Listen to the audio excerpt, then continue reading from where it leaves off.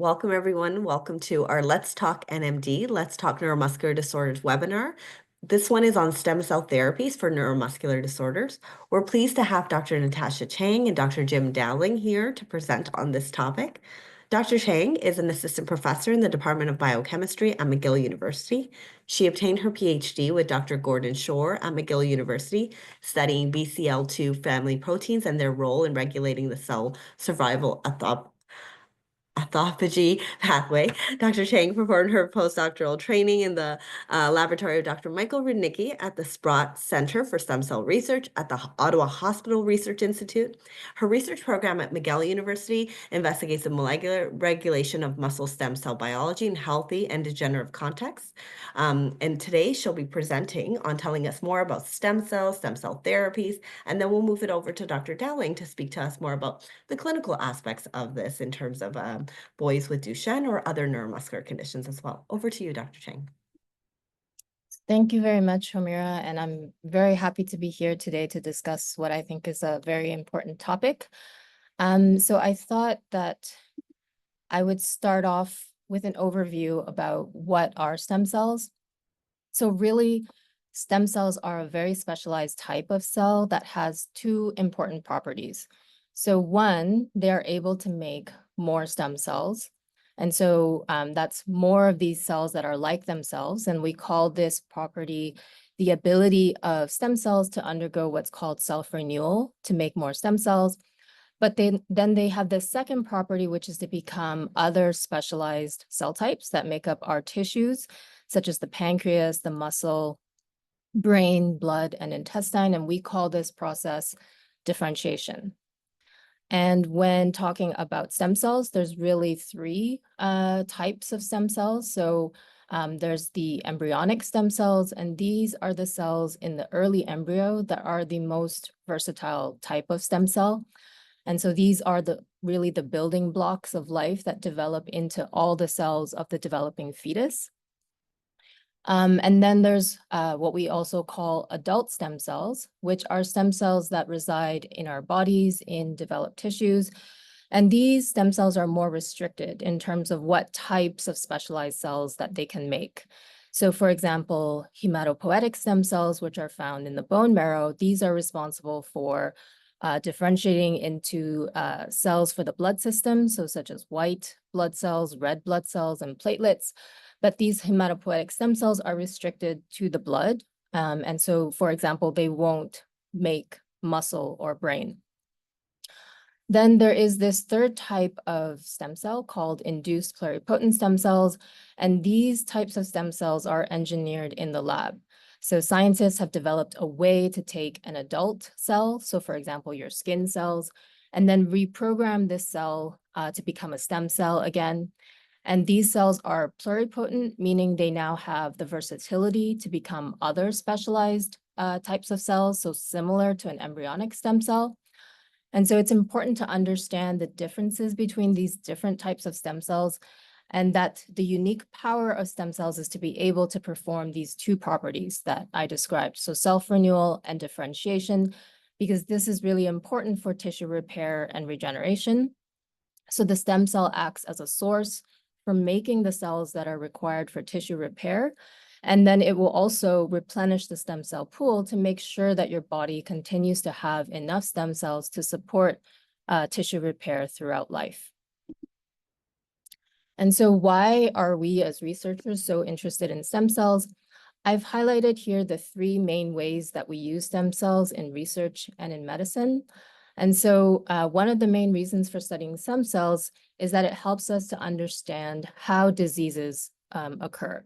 And so a huge focus of research in my lab is to understand how muscle stem cells are impacted in muscle degenerative diseases, including Duchenne muscular dystrophy.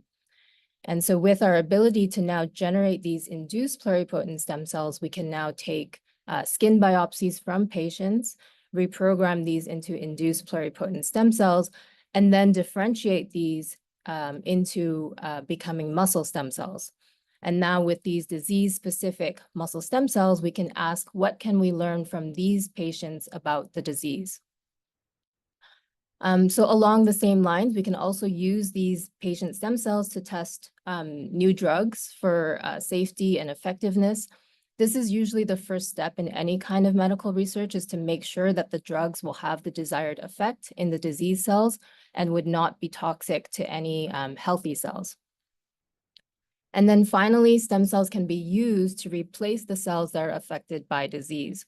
And this is what's known as regenerative medicine. And so the ideal scenario for this is you would take disease cells from a patient, find a way to correct the disease. And so in this example here, you could perform gene editing to correct a genetic defect, and then give these corrected stem cells back to the patient to replace the cells affected by the disease.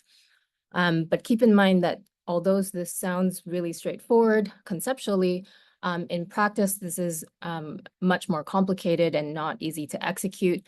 And so the best example of a stem cell-based therapy is hematopoietic or blood stem cell transplantation that is used to treat patients with cancers and disorders that affect the blood and the immune system. But stem cell therapies for other diseases are still considered experimental. And so since this is a webinar about neuromuscular disease, I wanted to now explain the cell type that we study in the lab, which is the adult muscle stem cell. These are also called satellite cells, and they were first identified in 1961 by a scientist called Alexander Moreau, who found these odd-looking cells sitting on top of a muscle fiber, and found that these cells did not look like muscle cells. And he came up with a theory that these were muscle-resident stem cells that, when called upon, could make muscle cells and repair the muscle tissue in response to damage or injury. I wanted to point out that this is a very rare cell population in the muscle tissue, which is made up of these bundles of muscle cells called myofibers. So in your muscle tissue, these satellite cells, or these muscle stem cells, represent about 5% of the cells in your muscle. But it's a critically important cell population because they are responsible for the ability of our muscles to regenerate and repair itself. And as I mentioned in my lab, we're interested in understanding how the muscle stem cell, or the satellite cell, is affected in Duchenne muscular dystrophy. So DMD is a genetic disease caused by a mutation in the gene that encodes for a protein called dystrophin. And dystrophin is important for muscle stability and strength because without dystrophin in the muscle fibers, the muscle integrity is compromised, and this causes progressive muscle weakening.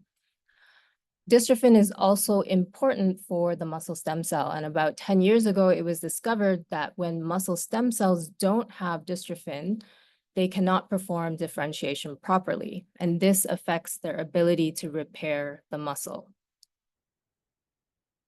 So this is a scientifically complex slide, but what I wanted to highlight here is that there's now a lot of research showing that muscle stem cells in Duchenne muscular dystrophy are not functioning like healthy muscle stem cells. And in my lab, we want to understand how they are dysfunctional and how we can correct their dysfunction to make them behave more like a normal stem cell. So one of the things we're trying to do in the lab is to find drugs or compounds that can push the stem cell to differentiate and make muscle cells. Because as I mentioned, without dystrophin, these muscle stem cells are not able to differentiate properly. So here's an example where we're using muscle stem cells in a dish and testing drugs to see if we can make the stem cells differentiate better into these muscle structures, which we call myotubes. And what we're hoping to achieve with this is that by promoting differentiation, then we can enhance muscle regeneration to improve overall the quality of the muscle. And I wanted to give this particular example because regenerative medicine is not just about putting stem cells into a patient, but it can also be about drugs targeting stem cells to promote their function. And in this case, we're trying to target muscle stem cells to promote their ability to differentiate. So I just wanted to end with some resources that are really helpful for understanding what stem cells are and how they're used in research as well as regenerative medicine. So here are three websites from reputable networks, including the International Society for Stem Cell Research and the Canadian Stem Cell Network, that provide a lot of information to understand how stem cells are being used in research as well as in the clinic. And I will end here. Perfect. Thank you so much, Dr. Chang. Up next, we'll have Dr. Dowling. Dr. Jim Dowling is a professor of pediatrics and molecular genetics at the University of Toronto and a neurologist and senior scientist at the Hospital for Sick Children. He leads a translational research program focusing on the diagnosis and treatment of pediatric neuromuscular disorders, with a particular focus on congenital myopathies and muscular dystrophies. He has published more than 100 peer-reviewed manuscripts on topics related to neuromuscular disorders and has been fortunate to have funding from multiple agencies, including the Canadian Institutes for Health Research. He serves on scientific advisory boards like that of Muscular Dystrophy Canada and MDA, and is an executive board member of the World Muscle Society. Both Dr. Chang and Dr. Dowling are also investigators of the Neuromuscular Disease Network for Canada. Over to you. Thanks, Samara. Great. Be able to hear me okay? Yes. All right. Let's see. Can you see my slides? Yes, we do. Excellent. All right. So thanks, Natasha, for the great handoff and introducing the idea of stem cells generally and muscle satellite cells in particular. So I wanted to talk a bit to start with about what the idea of stem cell therapy might be, so you can get a better sense for why this may be important or of desire for neuromuscular disorders. And as Natasha alluded to, the classic stem cell therapy, and really the only approved stem cell therapy, is hematopoietic stem cell therapy, which is used in a variety of different contexts. And that's where an individual has their hematopoietic precursors reintroduced in order to repopulate their immune system and their blood cells. And it can be quite effective and is used across the spectrum of diseases. But the basic idea is that you have cells that have been grown outside of the body and then are reintroduced into the body. And they can either be from the individual themselves, which would be considered an autogenic cell transplant or cell therapy, or from an unrelated individual, and that would be an allogenic stem cell transplant or therapy. And you can imagine that if it's coming from the individual themselves, that those types of cells would be less likely to promote an immune response because they wouldn't be considered foreign, versus an allogenic stem cell transplant, which would be then considered something new to the individual. What's really attractive about stem cell therapies is a couple things. One is that they can be considered as a source for either replacement of a tissue that isn't working properly, or to repair and regenerate a tissue that isn't functioning properly. You can also imagine that stem cells could be considered little factories for providing factors that may either be missing or else ones that could be potentially promoting a benefit. And in the case of muscular dystrophy, you can imagine if you had stem cells that could promote anti-inflammation or anti-fibrosis, that would be an attractive possibility with stem cells. And then the third thing that really is potentially beneficial is that once the cells are outside of the body, they can be genetically manipulated, and you can add genes into them, or you can correct defective genes that are within the satellite cell or the stem cells, so that you could take a non-functional gene and return it to an individual, basically as a form of gene therapy. And that's been one of the important considerations with stem cells.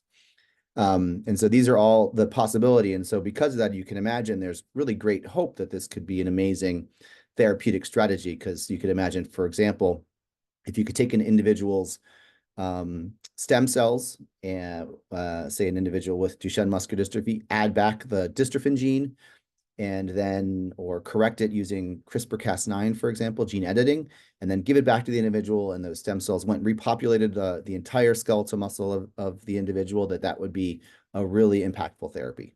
So that's the great hope and promise, and that's what has motivated numerous examinations of stem cell treatment trials over the years. And as I'll highlight in the end, unfortunately, there hasn't been a lot of success with these therapies due to some real specific challenges that I will mention. So I mentioned, I think I highlighted this, what the potential applicability for muscle disease. And I'm going to focus specifically on muscle diseases, though you can imagine for diseases of the peripheral nerve, there could also be avenues for stem cell therapy. And there have been, I think the area where, other than Duchenne muscular dystrophy, where stem cell therapy has been considered the most has been in adults with ALS. There have been several cell therapy trials considered there and some successes. So but I'm not going to be going into that. But it's similar principles and challenges with the peripheral nerve as well. And so some of the basic principles for muscle disease would be the idea of taking healthy precursor stem cells that could potentially repopulate a diseased muscle. So if there's a lack of normal muscle fibers, that healthy precursor cells could then differentiate and fuse and form new, more healthy muscle cells that could either prevent continued decline of muscle, or else, even potentially reverse symptomatology.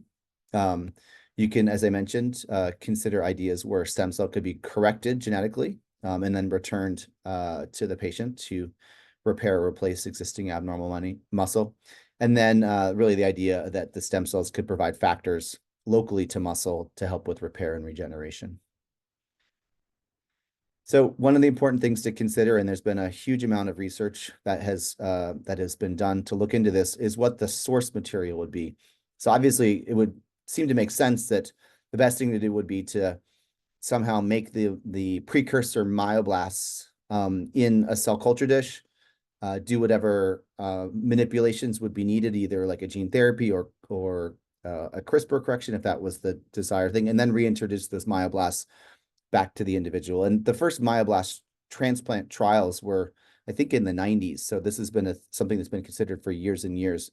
But those have faced significant challenges. And because of that, there's been a real motivation to try to find other cell types that could potentially turn into muscle or else could inhabit the muscle and provide restorative factors. And this slide, which shows the many different strategies that could be considered to provide cells. So, of course, I mentioned the myoblasts themselves, which could come from a donor muscle or from a patient's own muscle, and that these could be cultured and grown and then reintroduced to the individual or introduced from a donor. There's also a cell type called mesangioblasts, which can be derived from skeletal muscle, which have been shown to have the capacity to potentially turn into muscle stem cells and then to provide regenerative capacity that way. And then there are some cell types that might not turn into muscle, but could at least provide these support cells that could improve muscle function or reduce pathologic processes in the muscle. And those include cells from the bone marrow and mesenchymal stem cells. And there have been clinical trials investigating those as well. And then, as Natasha mentioned, you can use embryonic stem cells or induced pluripotent stem cells to potentially make myogenic precursors, which could be given to patients. And then this final group are the cardiospheres, which it can be derived from cardiac muscle. And these can also populate skeletal muscle, but they don't seem to have the capacity to necessarily fuse into the myofiber to either rescue muscle or, but can potentially provide factors that could repair muscle. So there's these many different sources, and a lot of the work that's continuing to be ongoing is trying to adjust the key challenges, which there's really two big challenges, at least with stem cell therapy. One is, can I make enough stem cells in a culture dish that I could then give back to a patient to repopulate the incredible number of muscles that need to be rescued in a patient?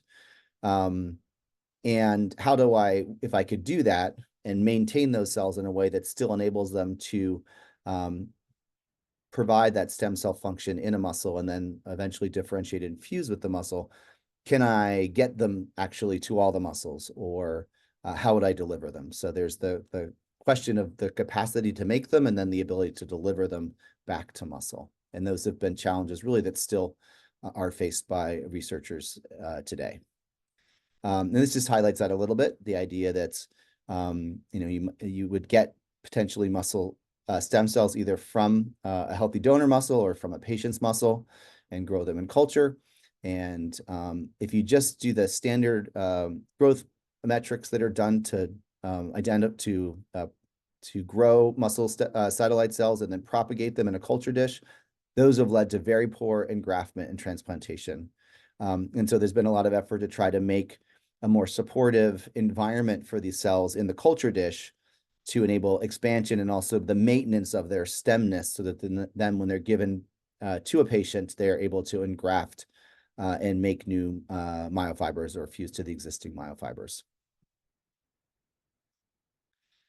So there have been a small but important number of clinical trials that have examined stem cells, and this is just highlighting 12 trials. This was a review article looking at all the possible clinical trials that have been done, listed in clinicaltrials.gov for DMD. I don't think it includes every cell therapy trial, but it was a pretty comprehensive examination. So there haven't been that many trials, and that's largely because they haven't been terribly successful, and they've also been quite difficult to support, primarily because the number of cells that have been needed to treat any one individual patient has been in the order of millions, and that has reduced the ability to dose too many patients, as well as increase the costs of the study to even bring them to clinical trial.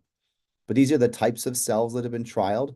So I mentioned the myoblast transfer, and muscle satellite cells have been tried to be infused and introduced into individuals for treatment. There's this CD133A positive cell fraction that comes from the skeletal muscle that's been trialed. It's not a muscle satellite population, but it has the potential to turn into satellites. There's been bone marrow mononuclear cells. These, again, don't typically turn into muscle, but can be used as support cells, similar to the mesenchymal stem cells. The mesangioblast cells are the ones that can also come from skeletal muscle and do seem to have some potential to become satellite cells or myoblast precursors. And then there's the cardiospheres that I mentioned that come from cardiac muscle. So all of these have been cell types that have been tried in cell therapy trials. And what have these trials taught us? So I think the big take-homes from this existing group of trials is that it does seem that in general, stem cell therapies are largely safe. They haven't been associated with severe adverse reactions. However, it is clear that they all require some amount of immunosuppression, particularly the ones that are allogenic, i.e. they are coming from cells from individuals that are not the person that is being treated. So even if they're parents or siblings, but they're not the actual cells from the patient. And something that has come out in a couple of the trials has been a hyperacute reaction, meaning the minute the cells have been given, there's been a very profound reaction to them. And that's something that has now been acknowledged, and there's ways to circumvent that. But all is this to say that these are not therapies that should be taken lightly, and they do require quite a bit of medicines to make them safe, and then monitoring to ensure safety. And there can be more typical reactions, like it have been described in great detail for things like the hematopoietic stem cell clinical trials and clinical therapies. There has been some level of engraftment achieved in all of these trials. It's been variable, but typically been very low. So on the order of single-digit percentiles in terms of the amount of muscle that has been recreated using this strategy. And at this point, there's been no single therapy that's been successful and that is available as a cell therapy. Probably the most successful one was using these cardiospheres in what was called the HOPE trial, and I'll detail that a bit more in the next slide. So what was the HOPE trial? This was completed in 2022 and published in the journal The Lancet. And this trial used these cardiospheres, which are derived from cardiac muscle, from unrelated individuals. So these are allogenic donors. So again, these cells don't replace muscle, but instead go into the muscle tissue and then serve as factories to produce factors that promote repair and delay degeneration, and specifically seem to act as antifibrotics and anti-inflammatories. In the clinical trial, individuals received 4 infusions of 1.5 times 10 to the 8th cells, so several million cells, given every 3 months. This was tested in non-ambulant boys with a mean age of 14. And the primary outcome was a upper extremity measure called the PUL. And it's known that a 1-point change in the pool represents a significant change in functional status of the upper extremity. And in the trial, though it was limited to, again, only 20 boys, in the treatment group, there was a 0.8 change over a year versus in the placebo group where there's a 3.4 point change in the scale. So there was a significant change between the treated and the placebo group. It was well tolerated with the exception of the hypersensitivity responses, which required additional concomitant meds to treat. And based on this result, there is now a phase 3 study that is actively enrolling. And per my search of clinicaltrials.gov, as of today, this is the only stem cell therapy trial that is actively enrolling for any muscular dystrophy. So what are the key challenges that are facing cell therapies? Again, I mentioned the biggest things relate to the ability to create a sufficient number of cells in culture that could then be used to engraft and potentially repopulate the host muscle. So there's the challenges of making the number of the cells themselves, keeping them in their state that they can then still do the functions that you want them to do when you give them, and then administering them in a way that they actually get through the bloodstream into the muscle in a way that repopulates the muscle. And that's been one of the other big problems. So the idea of a systemic therapy, because for most muscle diseases, you can't just inject the stem cells into individual muscles. So this has been tried for some diseases, and I'll mention it in a second. But you can imagine, for example, for the limb-girdle muscular dystrophy and for Duchenne muscular dystrophy, you really need it to populate most, if not all, of the muscles in the body in order to provide meaningful treatment. And it's clear that that's been a big challenge, and that's still being worked on as well. And because the combination of these factors results in the need for millions of cells to be injected, the therapy itself is quite expensive to make. And I think that has also been a limiting factor. And this could even be seen in that HOPE trial that I just mentioned, which actually got terminated early because of lack of funds from the company, because it was so expensive to make, though fortunately they've now been able to work from that and be able to support a phase 3 clinical trial that hopefully will show effectiveness of this therapeutic strategy. So I mentioned the idea of individual muscle injections, and this is where there have been some potential gains. One good example is with oculopharyngeal muscular dystrophy, which particularly affects the muscles of the eyes and the pharynx. And one of the big areas of disability is swallowing difficulties. And so a group in France hypothesized that they could inject just the muscles that were affected in the pharynx with myoblasts, with myoblast transfer in order to potentially affect a therapy. And they took unaffected muscles from patients with OPMD and then injected those into the pharynx muscles. And this required several million myoblasts just to do the individual small pharynx muscles. They looked at 12 individuals and followed them for 2 years and found that this approach was safe and well tolerated, and that there was some suggestion of improvement, both in swallow function and then in overall quality of life. Unfortunately, since this 2014 publication, I wasn't able to find much follow-up for this potentially promising therapy, but you could imagine in conditions that affect really a specific set of muscles that you could entertain a directed intramuscular injection approach. So OPMD being one of them. Another area in adult medicine where this is considered is an inclusion body myositis, with the idea of because there's such a predilection for specific muscle groups being affected. So what are the important things to note based on what's been done so far? I still would say that there's great potential for stem cell therapy, and this has been true in the 90s as it is now. I think there's a lot of optimism that some of the key barriers will eventually be overcome by excellent researchers like Natasha, who've been really trying to better understand the stem cell niche and how to successfully define all the factors that could be amenable to a sustained cell therapy. But it's really challenging to do. Many very smart research groups have been trying to address this, and there have largely been trials and failures with it. So I think it's an important cautionary note that it's not been for a lack of interest in the stem cell therapy field to try to move these therapies forward. So it can be dangerous, and I would have this to be a caution for families to think about. Even done in the best settings with the most careful practices in clinical trials, there's still been adverse events.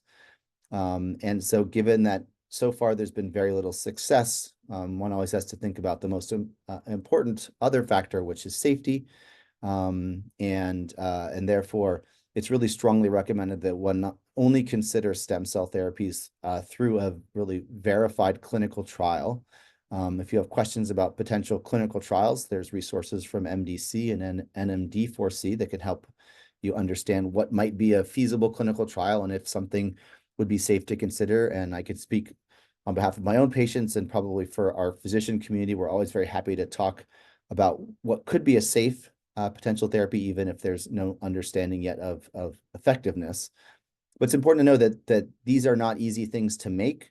And so if they're not done well, they could have impurities. They could simply just not work at all or not be really muscle satellite cells that you might be getting.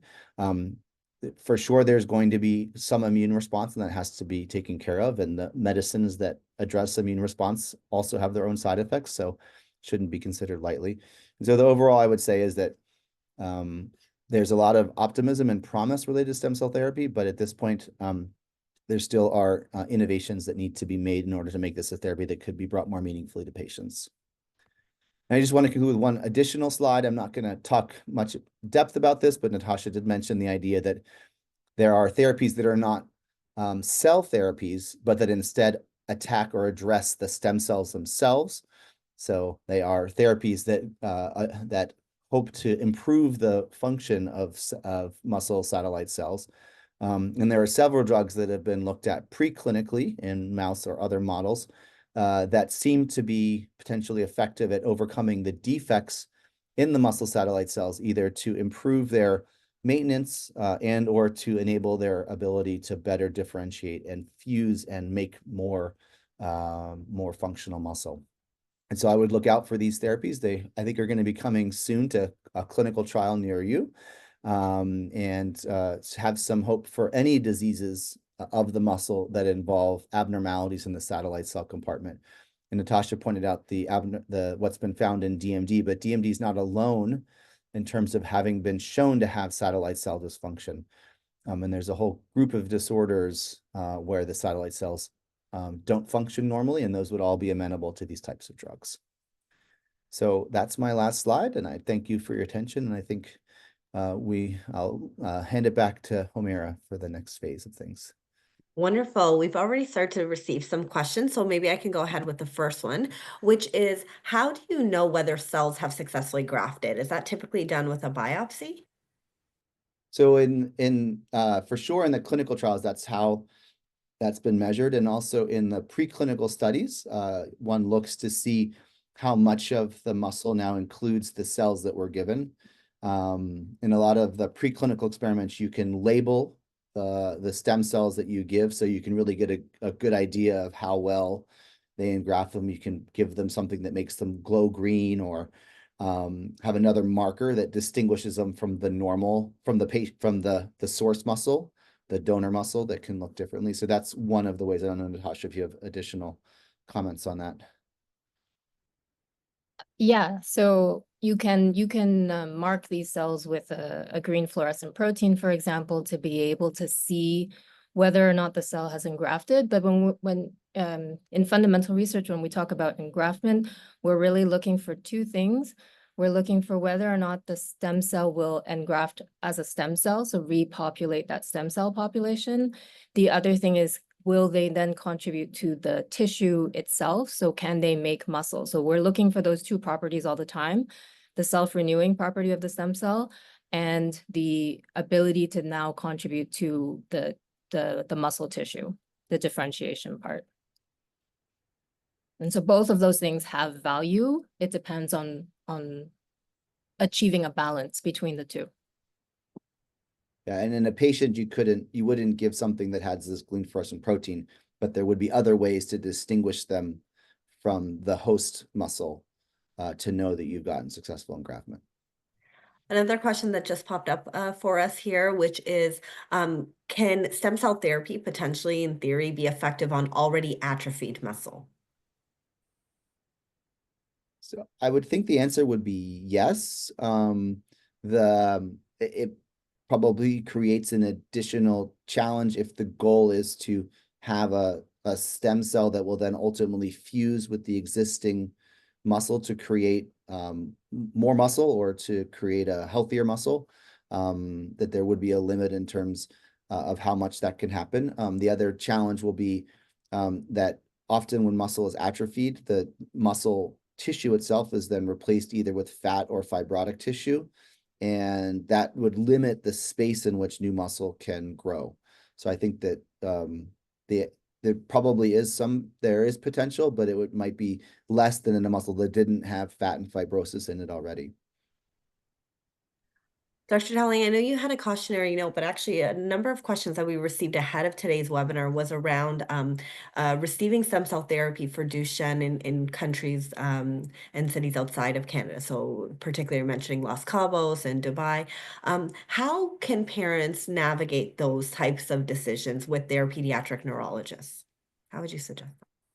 Yeah, so I always hesitate to put a blanket, no, you shouldn't do something, or not consider it. And the way I typically approach it with my patient families is to meet with them and talk about the potential, what they know about it, and then try to help them get more information that at least I could review to understand at least if the therapy being considered is safe, let alone potentially might provide benefit.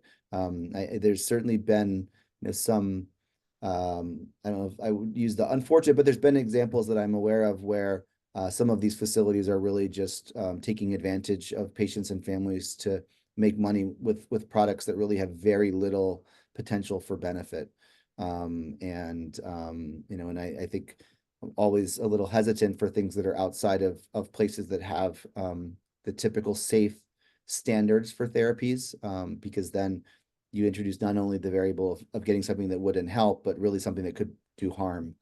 And obviously something that, we all want the promise of therapy, but we also, want to make sure that whatever is being tried is safe.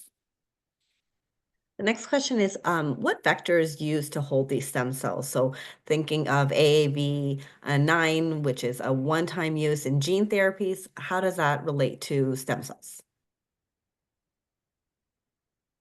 Maybe Natasha, do you want to? Yeah, I'm trying to think of how to answer that question. I think the difference here is that you need to culture the cells. And so Jim mentioned that has been a big challenge because you need to have such large numbers to be able to do transplantation. So in terms of what kind of culturing vessel that would require, you're talking about mass production of cells. So probably these large flasks that, what do you call it? These rotating flasks where you can culture huge amounts of cells. So that requires specialized equipment. But one of the other challenges is to how to maintain, and Jim mentioned this, how to maintain the stemness of these cells, because a stem cell has a continuum of fates. It's really only a stem cell when it's in its niche. And then once you remove the stem cell from the niche, they now start to activate and will start the differentiation program. And so once you are talking about culturing these cells in a dish or in a flask, you need to come up with ways to now maintain that stemness potential of those stem cells. So that's where stem cell therapies have really been met with challenges, as to how do we maintain that specialized property of a stem cell outside of the human body in a flask. And just to add, so in other examples, and particularly with hematopoietic or mesenchymal stem cells, there certainly present the opportunity to use additional delivery vehicles that can't be done really systemically right now. So I wouldn't see a lot of additional benefit to using AAV in stem cells, because we know we can deliver AAV IV to muscle. But what can be used, for example, from a viral perspective, is lentivirus, which infects stem cells very well in culture and carries a better carrying capacity. So you can imagine you could deliver more things with lentivirus. And that's certainly what's been done in some of the gene therapies using hematopoietic stem cells. So a good example from the neurologic world is for metachromatic leukodystrophy, where the defective gene is too big for AAV and is added back to the stem cells using lentivirus, and then those corrected cells or those gene therapy treated cells are given to the patient because the stem cells can actually travel through the blood-brain barrier and get to the brain. The other thing you can do is you can use non-viral delivery in stem cells, which can overcome the concern of having a virus stick around for a while. And that's one of the approaches being used for some of the CRISPR based approaches. So you can imagine you could do the correction in the cells and then not have that reagent still around for when you give the cells back. This all becomes much more complicated in the muscle satellite cell because, as Natasha says, anytime you manipulate them, you run the risk of them losing their stemness. And then also we don't really necessarily know how these viruses will be carried forward when given to a muscle stem cell and then given back to an individual in terms of, do they get lost when they get fused? Do they get diluted? How effective would they actually be? And then, the additional concern with lentivirus is from a long-term perspective, it can integrate into the host genetic material. So there's an additional challenge that muscle cells face, which has been related to these types of therapeutic approaches. But that would be one of the hopes, is that you can use this ex vivo approach and you can add many more things than you could do in vivo when you're giving an IV. The other question is, well, there hasn't been a successful clinical trial to date. When thinking about the different endpoints, and specifically like the PUL change was mentioned, what do we anticipate how does that translate to functionality in real life? And the question was also for you, Dr. Chang, when studying this in a laboratory, even in an animal model, what do we look for in terms of successful, stem cell therapy, and how does that translate to behavior or function? Yeah, maybe I'll tackle the clinical part first and then hand it over to Natasha. I mean, this is a bigger question about how do you actually, demonstrate any therapy's effectiveness. And right now in the neuromuscular world, there's a set of outcome measures that are most commonly used because they are quantifiable and where they have changes that we can reflect on functional status. So I mentioned the PUL, which is an upper extremity measure, where we know that a single point change is associated with a loss of a function. So it's not just a number change, but actually you can correlate it with a loss of an upper extremity function. Similar, there's outcome measures like the North Star, which is really more related to leg function and ambulation, which has been used in many of the clinical trials for drugs for Duchenne muscular dystrophy. And again, it's a quantifiable scale that then has been anchored into or related to quality of life and function. And that's really the whole idea of these. And then I'd say the additional element with stem cell therapies is the sort of the muscle outcome of looking to see about what you're talking about in terms of the amount of engraftment. So you could imagine you have on one hand your function, but on the other hand, your actual measure of how well the concept worked. And so the challenge has been so far that there really hasn't been any therapy that's been given good engraftment. So it's really, how would you expect there to be function improvement? And sort of tying those two things is still an unknown. How much engraftment do you need? How much repair to see that functional change? And so those two things are both important to measure because there's still an unknown about how they link together. Yeah, so in the research setting, we have different approaches that we take before testing a potential therapy, like a pharmacological therapy, for example. So I mentioned that we culture cells in a dish. That's the most basic approach. And you're looking for the functional readout here is, do you see improved differentiation? After that, we can get more fancy and do what's called an ex vivo muscle stem cell assay, where we isolate single myofibers from mice. We use animal models.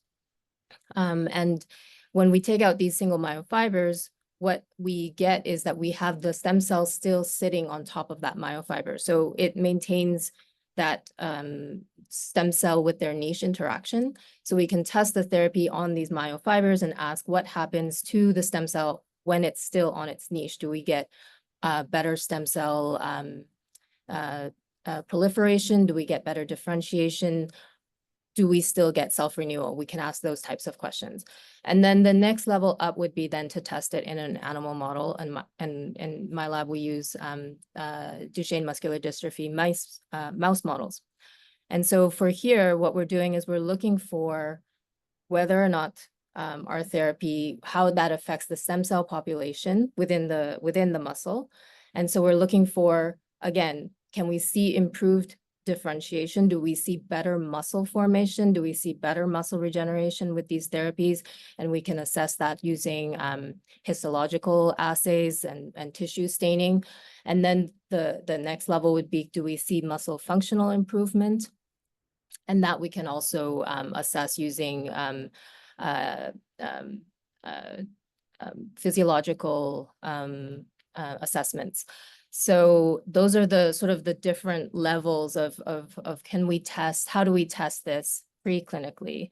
But it's always to look for, do we see stem cell differentiation and do we still maintain stem cell numbers? So we don't want to deplete the stem cells because that would be detrimental to long-term regeneration. So these are the questions that we're asking.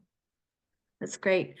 Our final question, I'll actually group a few questions that fall into this realm. So a lot of questions are about that there are actually options, clinical trial options now for Duchenne muscular dystrophy. And the context of the questions are where does stem cell therapy fall in terms of rank as an option? And then the other question around this group is around if you were to participate in another therapy or receive another therapy, whether it be gene therapy, exon skipping, would that likely disqualify you for stem cell therapy down the line? Yeah, those are really good questions and very difficult to answer. I wish I had a more straightforward answer to say, because a lot of the criteria about who is eligible for a trial comes down to the sponsor and how they craft the clinical trial and what they deem to be, patient eligible versus patient exclusion. I don't think we quite know yet what's going to happen with patients who've received gene therapy in terms of their eligibility for future clinical trials, or whether that will potentially exclude them from all future clinical trials, because again, it is a therapy that would continue to persist for many years after getting it. I would assume that things would fall in line with what has currently happened from a sense of other therapies, that usually you can't be on an experimental therapy and then be eligible for another trial, but there's always the possibility of stopping that. And many trials will have a criteria of just being off of any experimental therapies for a certain number of months or years. It's a stickier question to say how to rate or rank stem cell therapy with other. I think there's really great potential if and when it is figured out how to meaningfully deliver stem cells to many of the muscles of the body, because you can imagine you're really addressing the core problem of the muscle and correcting it in an extremely meaningful way. On the other hand, there's the previous failures that would say that maybe, it is something that still requires a bit more of preclinical optimization before it's something to consider. So again, then it comes down to an individual family's choices and what options they have, the patient has, and what they want to consider in terms of trialing. So it's a pretty wishy-washy answer, which I apologize for, but there's not a one-size-fit-all answer. And those are always also good questions to review with your clinician.